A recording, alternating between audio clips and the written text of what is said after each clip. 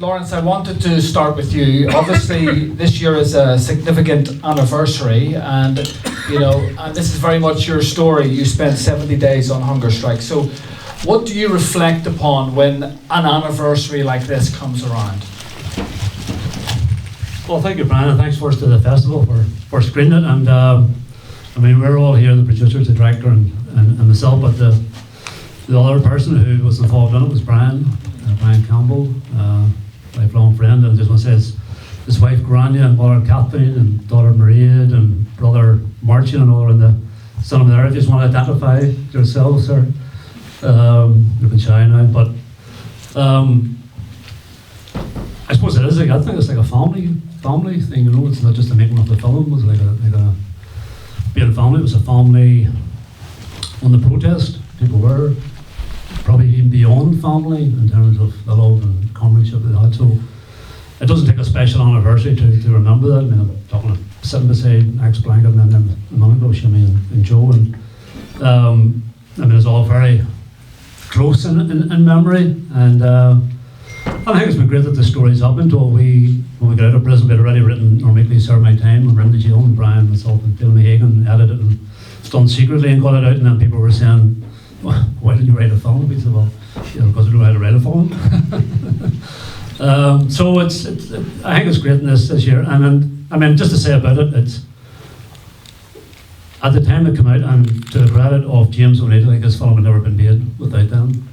You're talking about a time, sometimes Republicans think the media in the South is hostile at the moment, but if you go back to that period of time, the late 90s, you're talking about out and out hostility. You were just had Section 31 probably just ended. A lot of ignorance, but also a lot of literally hostility. So the fact that this was the first feature film that James had taken on once he left the Irish Film Board, me and Brian had met him with the Irish Film Board.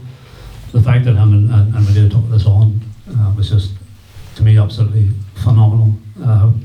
And the more of those stories that are told, and this year there's been a few other writings, I think it's just great. So it's about memories, recalling, and what we wanted to show in the film was really how young people are. Declan comes into jail, he's not been asked about what they raised in, he's asked who's in the church. What about the football teams? They're all English soccer teams. So it's about challenging that idea that these are all just some sort of, psychopathic sort of terrorists. They're just ordinary people in extraordinary times. So the film is a great way to remember them. So if I go to James and Monita, just picking up on what Lawrence said there, take us back to the late 90s then, and what was the climate, and how did you get involved in this film?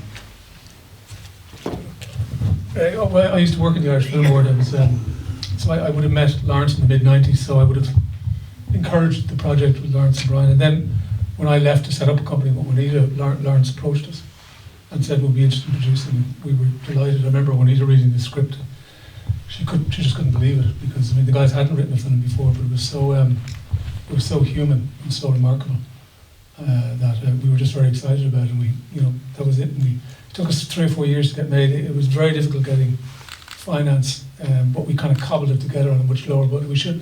It should have been made for 3 million, but it was made for less than $1 million, which was very difficult, given that there was wigs involved, the sets were involved.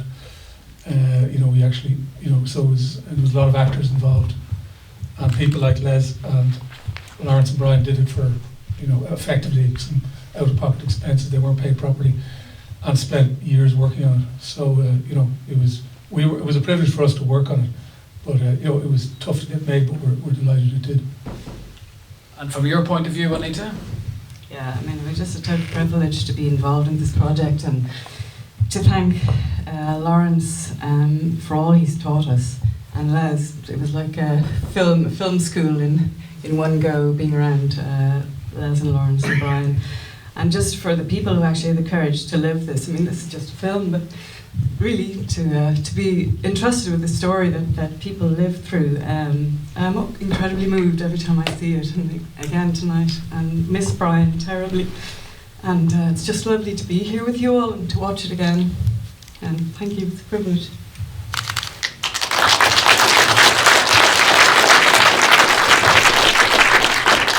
And Les, coming back to you again, I mean, obviously you're like a BAFTA-winning TV and film director, theatre director, and you've tackled many controversial subjects. Tell us about this film as a challenge. What was the challenge for you? Well, the script arrived in front of me. I was with a company called Parallax, which was Ken Loach's company. We were both working in the same kind of area quite often. And the script came, and I thought, this is a script by a bunch of hard men who had actually set off a bomb in my hometown of Manchester. And the script came, and so it was interesting to read it. And then as I read it, I realised and discovered that this bunch of hard men were actually some of the most caring people on the face of the earth. And that really fascinated me. That in a way there's a lot in the film which goes beyond the issues in the film. A lot which is to do with this, with people in a tough situation and how they deal with it, and how they deal with and how they look after each other. And that seemed to be, to me, what was going on in the script. So that softened my view to the film. I'm sorry, I keep having to remember, this was 20 years ago, don't forget. So I'm busy trying to remember what happened bit by bit. When I read the script, one thing that occurred to me was that they'd written a really interesting script, but there was a problem, and that was it had about 250 characters in it. And I think one of the first things we had to do was to pull some of these characters together to make it a feasible proposition for a film. But so once I decided that I wanted to make it, then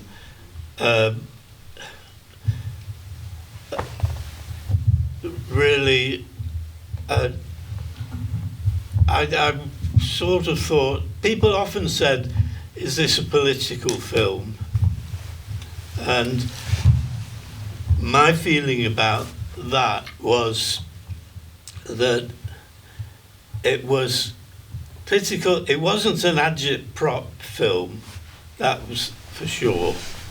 But what it was, it seemed to me, was a part of the peace process happening.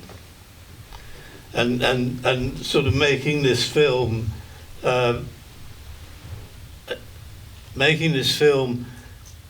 wasn't. It didn't have a bold role in the peace process, but it was a step in the right in a certain direction by simply really making a film about a bunch of men in an extraordinary situation and how they dealt with it, and how that they managed to find an answer in the end, which was part of the peace process.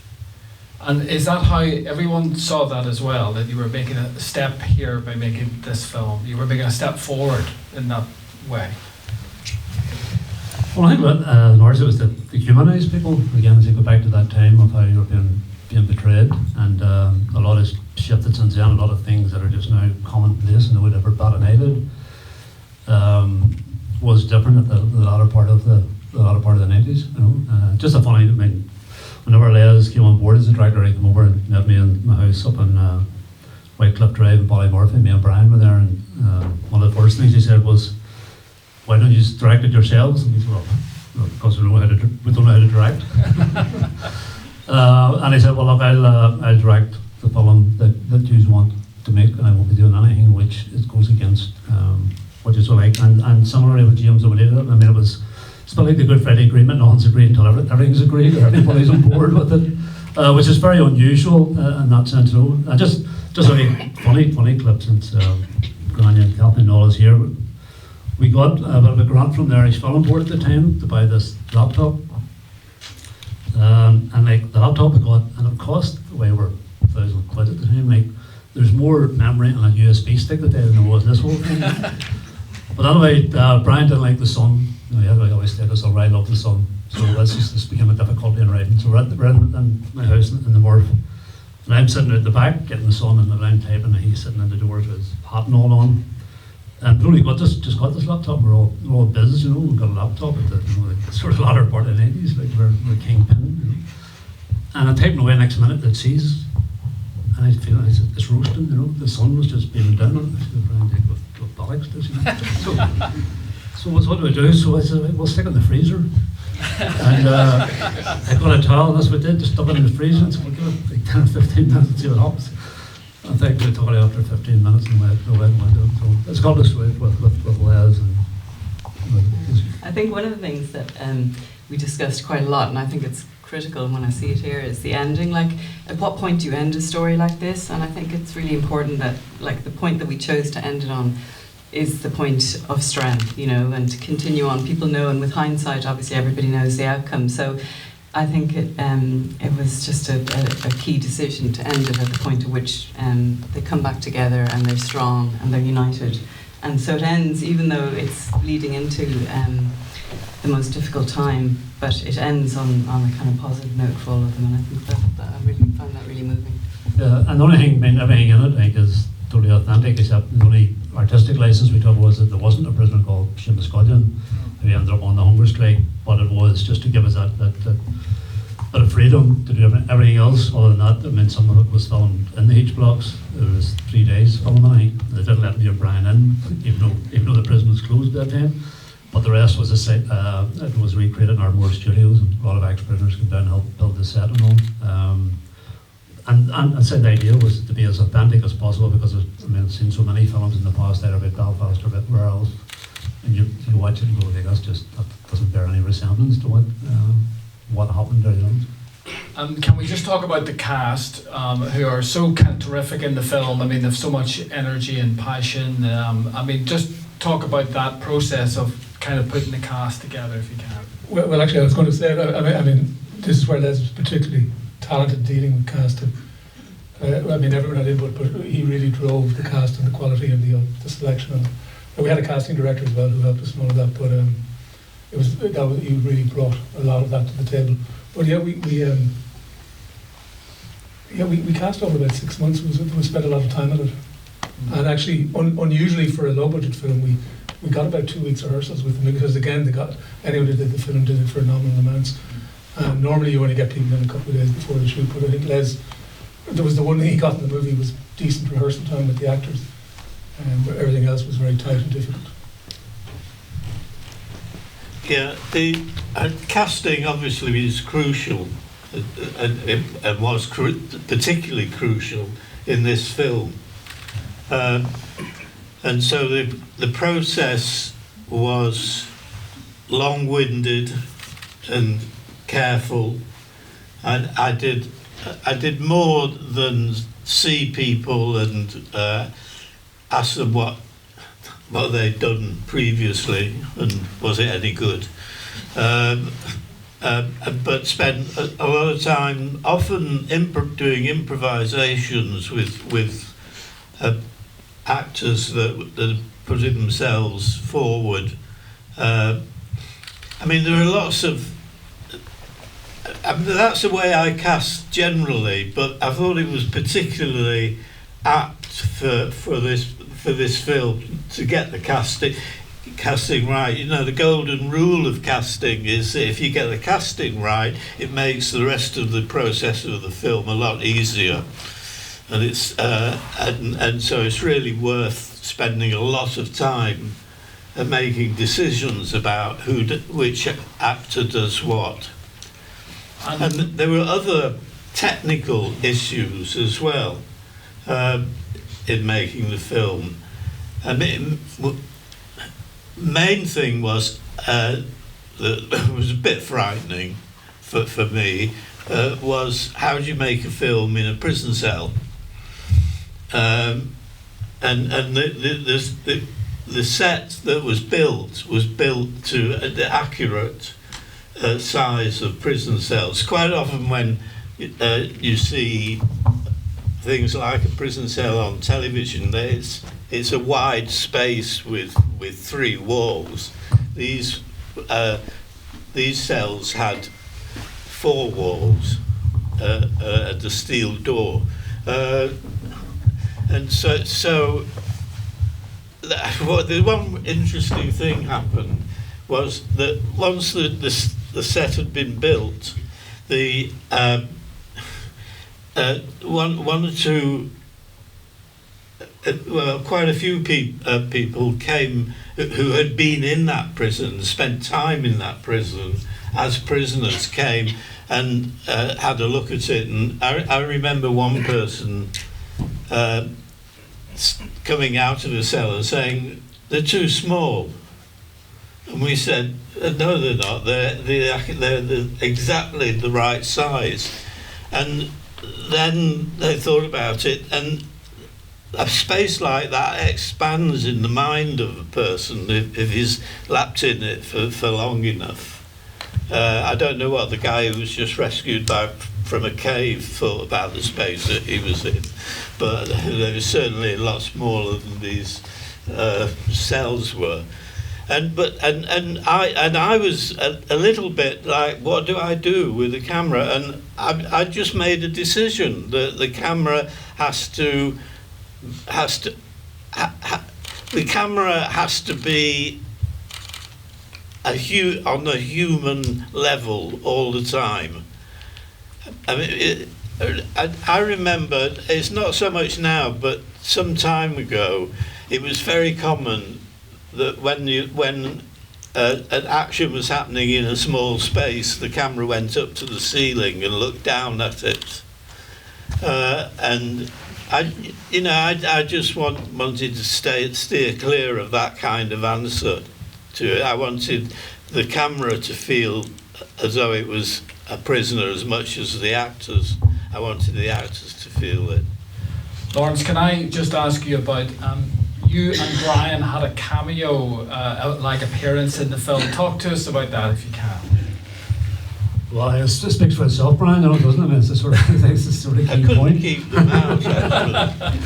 No, well, we were eager to get a cameo role in it, but we're like, well, that's not going to be one of the prisoners because they're much younger, and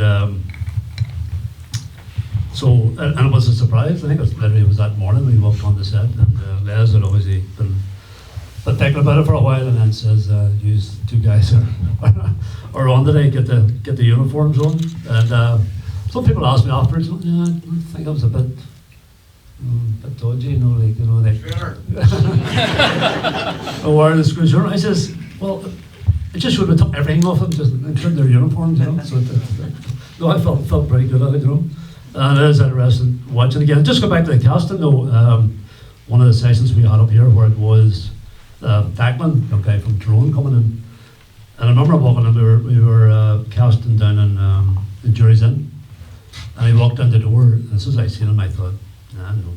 I mean, it was a real learning lesson for me and Brian casting. Before I would have thought, just anybody who's a professional actor, just get them, And then sitting in the sessions with Les or speaking to them, and James and Manita, started to see, no, somebody doesn't fit the bill. But anyway, he walked in, and as soon as I seen him, I thought, nah, way too young. Turned out he was 19, he was like 3 years older, and Kieran McGillicuddy, who was on the protest, And And then the funny thing was we went down to Ardmore Studios for the rehearsals, and he started saying he's a part-time fireman, and I did the joke like, yeah, you know, I'd love to be 3 or 4 stories up in the burning block, and you come up the ladder to take me out, you know. He says, "What do you reckon?" Stand there a minute, he threw me over the shoulder and ran me around the whole thing. So the casting was a real, and fair play to the people who did it and the work that is did with it. The same says it worked for nothing. They loved being there. They loved the character and humour. One of the things that they did do at the start, and one of it, James remembers this, they kept the screws separate from the prisoners. They weren't allowed to associate to set up a mentality during the whole filming that they couldn't go out at night drinking with one another. They were set. You know, so no, it was a fascinating experience and learning so much from James, Anita and Les. Well, sadly, we could talk all night about this very powerful film, and it's been a great privilege to be in your company again.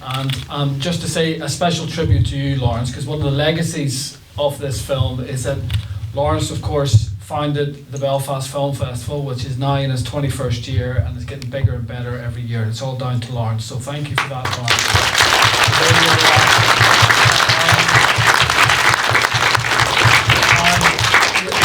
Ladies and gentlemen, thank you all for coming, and please thank our special guest, Les, Lawrence, Juanita and James.